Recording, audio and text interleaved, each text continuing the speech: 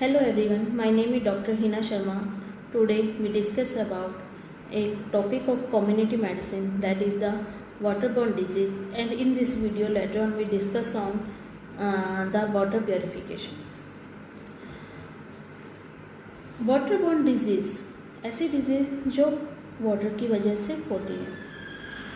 Developing countries में drinking water एक major source है माइक्रोबियल एजेंट्स का। ये एस्टीमेट लगाया गया है कि नियर अबाउट 2 मिलियन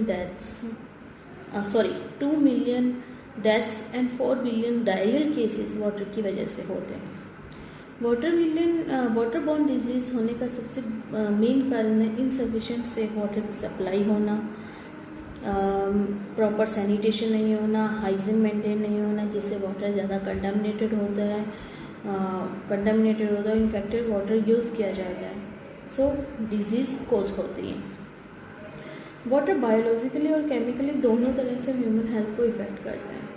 बायोलॉजिकली कुछ ऐसे एजेंट्स जो वाटर में होते हैं जो ह्यूमन की हेल्थ पे इफ़ेक्ट करते हैं, like viral disease like viral hepatitis A, E, polio, rotavirus, like bacterial disease, typhoid, paratyphoid, E. coli, diarrhea, cholera, parasite, protozoal disease like amoebiasis, helminthic disease like ascariasis, hereditary disease, और कुछ disease इस वजह से होती हैं जो कुछ aquatic hosts होते हैं जो वाटर में प्रेजेंट होते हैं और कांटेक्ट में आते हैं ह्यूमन के, जैसे स्नेल, साइक्लॉप्स, जो टेपवॉर्म, गुनिया वॉर्म, ऐसी डिजीज़ कोज करते हैं ना। केमिकली वाटर कैसे इफेक्ट करता है ह्यूमन बॉडी पे? व्हेन कुछ हार्मफुल केमिकल्स वाटर में मिक्स हो जाते हैं तो ह्यूमन हेल्थ को अल्टर करते हैं, कुछ कम एक्सटेंट पे, कुछ ज़्यादा पे, कहीं ना कहीं वो ह्यूमन हेल्थ पे इफ़ेक्ट डालते हैं। अगर हम एग्जांपल देखें तो फ्लोराइड की डेफिशिएंसी होने से डेंटल कैरीज हो जाते हैं, फ्लोराइड की एक्सेस होने से डेंटल फ्लेरोसिस हो जाता है, आयोडीन की डेफिशिएंसी से गोइटर हो जाता है, एक्सेस ऑफ नाइट्रेट्स वाटर में एक्सेस हो रहे हैं तो साइनोसिस कॉज करते हैं, एक्सेस ऑफ लेड हो गया तो लेड पॉइजनिंग का रीज़न बनता है। कुछ इम्प्योरिटीज़ होती है लाइक सल्फेट, क्लोराइड केसेस जो डायरियल डिजीज़ कॉज करती हैं। जब ये इस तरह से वो केमिकली वाटर कहीं ना कहीं ह्यूमन हेल्थ पे इफ़ेक्ट करते हैं, और कभी कभी वाटर जब डायरेक्ट ह्यूमन स्किन की कांटेक्ट में आता है तो वो कुछ कंडीशंस कॉज करता है। जब कंटामिनेटेड वाटर यूज़ किया जाता है लाइक वॉशिंग, बाथिंग, तो ये इन्फेक्शन कॉज करता है। वो आइज़ का इन्फेक्शन हो सकता है, नोज़ का हो सकता है, ईयर्स का हो सकता है, स्किन का हो जाता है। इन्हें वाटर वॉश डिजीज़ बोलते हैं। सेम कंडीशन में कुछ वेक्टर बोर्न डिजीज़ हैं, वो भी कहीं ना कहीं वाटर बेस्ड होती हैं क्योंकि इनका ब्रीडिंग प्लेस क्या होता है, वाटर। सो कुछ इंसेक्ट्स लाइक मलेरिया, डेंगू, ये सब वाटर बेस्ड डिजीज़ भी हैं, वाटर बोर्न डिजीज़ भी बोला जाता है इन्हें, क्योंकि इन इंसेक्ट्स का ब्रीडिंग प्लेस वाटर है। So this is the common water borne disease.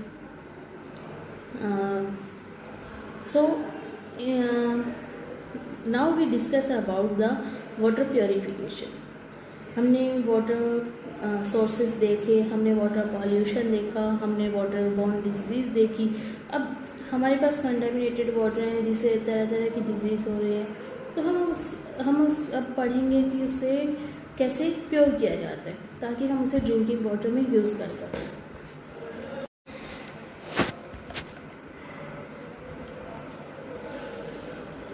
Now purification of water को सेफ वाटर में कन्वर्ट करना ताकि हम उसे drinking purpose, washing purpose, domestic purpose के लिए यूज़ कर सकें।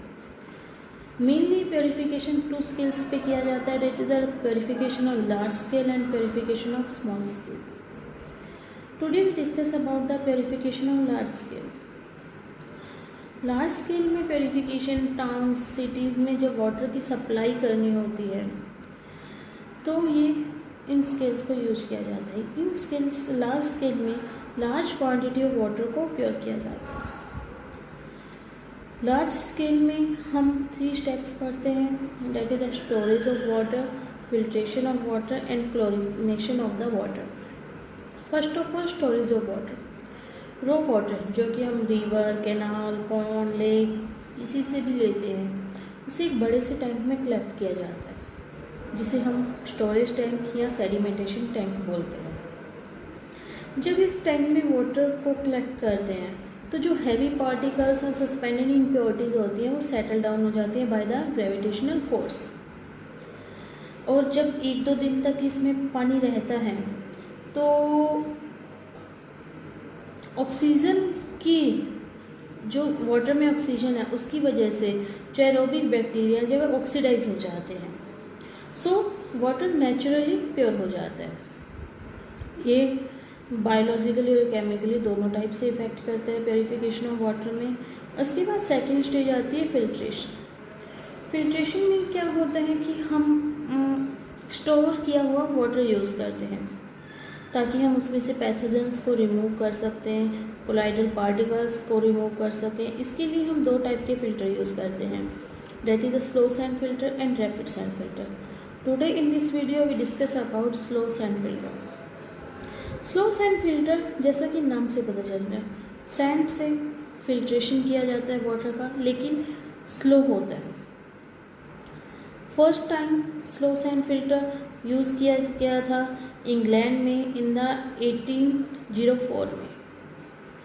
बायोलॉजिकल फिल्टर भी कहते हैं इसे. इस स्लो सैंड फिल्टर के लिए बहुत वास्ट एरिया चाहिए होता है. जो ये कंस्ट्रक्ट किए जाते हैं under the ground level, about the depth of 4 meter. Slow sand filter एक रेक्टेंगुलर टैंक होता है जिसमें नियर अबाउट 0.1 to 0.4 एकड़ एरिया कवर करता है. एक प्योरीफिकेशन के लिए कम से कम 2 या इससे ज़्यादा टैंक बनाए जाते हैं ताकि हमेशा एक काम में रहे. अगर हम एक यूज़ कर रहे हैं, दूसरे को वॉशिंग हमें करनी है, उसे क्लीन करना है, तो हम दूसरा टैंक यूज़ कर सकते हैं. सो 2 या 2 से ज़्यादा टैंक यूज़ किए जाते हैं एनीवेयर. स्लो सैंड फिल्टर के जो एनिमल्स होते हैं वो क्या होते हैं, सबसे पहले ऊपर एक रो वाटर की लेयर होती है. सबसे ऊपर एक रो वाटर की लेयर होती है. उसके नीचे एक सैंड बेड होता है जो fine sand, gravel sand, graded sand से बना हुआ होता है. उसके नीचे परफोरेटेड पाइप्स होती हैं जिनसे हम प्योर वाटर को कलेक्ट करते हैं. Further step for chlorination. So इसके लिए हम एक डायग्राम देखते हैं. As you see in the diagram, upper layer 1.5 metre water raw water की है. उसके बाद sand media, gravel support layer है. उसके बाद अंडर ड्रेनेज सिस्टम है जिससे हमें प्योर वाटर मिलता है.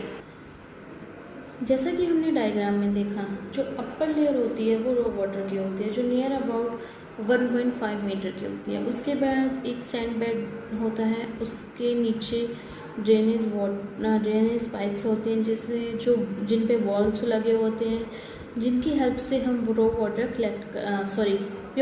कलेक्ट करते हैं. जब इस फिल्ट्रेशन की प्रोसेस स्टार्ट होती है उसके 2 या 3 दिन बाद जो सैंड बेड है उसके ऊपर एक thin jelly like greenish layer बननी शुरू हो जाती है. ये लेयर एल्गाई और फंगाई की होती है, लोअर वेजिटेबल ऑर्गेनिजम्स की होती हैं जिसे वाइटल लेयर बोलते हैं. ये लेयर बायोलॉजिकली और केमिकली दोनों तरह से वाटर को प्योर करती है. इस लेयर के फॉर्मेशन को रिपिंग ऑफ द फिल्ट्रेशन बोलते हैं. जब ये रिपिंग स्टार्ट होती है तो उसके बाद ही रिपिंग होती है, उसके बाद ही एक्चुअल फिल्ट्रेशन स्टार्ट होता है। सो इसके बीच ये 2-3 दिन का जो गैप था जिसमें फिल्ट्रेशन स्टार्ट हो चुका था लेकिन ये लेयर नहीं बनी थी, तो इस कंडीशन में जो वाटर हमें ड्रेनेज पाइप से मिल रहा है, जिसे हम प्योर वाटर कह रहे हैं, इसे वेस्ट वाटर में रन आउट किया जाता है। इसे हम रीयूज या रीफिल्टर में डाल सकते हैं। सो ये लेयर होती है जो कोलाइड पार्टिकल्स को ऑब्जर्व करती हैं, अरेस्ट करती है पैथोजेंस को, ऑर्गेनिक मैटर को ऑक्सीडाइज करती है। ये जो लेयर है वाटर को बैक्टीरिया फ्री बनाती है। सो इस लेयर को हम हार्ट ऑफ द फिल्टर भी बोलते हैं। सो ये लेयर जब नहीं बनती है तो हम बता चुके हैं कि इस जब तक ये लेयर नहीं बनती है वो वाटर वॉश आउट होता है, रन वेस्ट वाटर कहलाता है। सो अब वाटर को प्योरीफाई कर दिया तो हमें फ़िल्टर को क्लीन करने की भी ज़रूरत है। सो फिल्टर को क्लीन कैसे करते हैं ना, वाटर क्लीनिंग हम कैसे करते हैं। सैंड बेड की क्लीनिंग करनी है तो हम सबसे पहले हमें जो अपर लेयर है रो वाटर की उसे ड्रेन करना होगा। हम रो वाटर को ड्रेन कर देते हैं और जो सैंड बेड है उसकी जो अपर लेयर है उसे स्क्रैपिंग से क्लीन करते हैं। उसे स्क्रैप कर दिया, उसके बाद जो रिमेनिंग है उसे वॉश और क्लीन कर लेते हैं। एक बार में 1/2 इंच की थिकनेस तक ही सैंड को स्क्रैप किया जाता है। धीरे धीरे स्क्रैपिंग से सैंड बेड थिन होता जाता है। जब ये 1.2 से 0.8 मीटर का बच जाता है तो हमें एक न्यू सैंड बेड बनाना होता है। इस स्लो सैंड फिल्टर के एडवांटेज और डिसएडवांटेज क्या है अगर हम देखें तो एडवांटेज तो ये है कि इससे हमें 99.9% प्योर वाटर मिलता है। कंस्ट्रक्शन के लिए चीपर है, मतलब बहुत इजीली बहुत कम में इसे कंस्ट्रक्ट किया जा सकता है। इसे ऑपरेट करना बहुत इजी है। और अगर हम इसके डिसएडवांटेज देखें तो इसके लिए बहुत लार्ज एरिया चाहिए, फिल्ट्रेशन रेट बहुत कम है, बहुत ज़्यादा टाइम चाहिए फिल्ट्रेशन के लिए, वाटर के फिल्ट्रेशन के लिए। नियर अबाउट अगर आप एक बार एक लेयर रो वाटर की ऐड करते हैं सो उसको प्योर होने के लिए नियर अबाउट 18 घंटे का टाइम चाहिए। So that is all about the slow sand filter. I think you understand it well.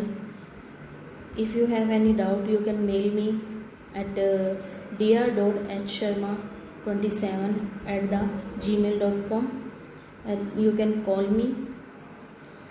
So in next lecture we discuss about the rapid sand filter and chlorination, and then we discuss about small scales for purification of water. So thank you everyone. Thank you.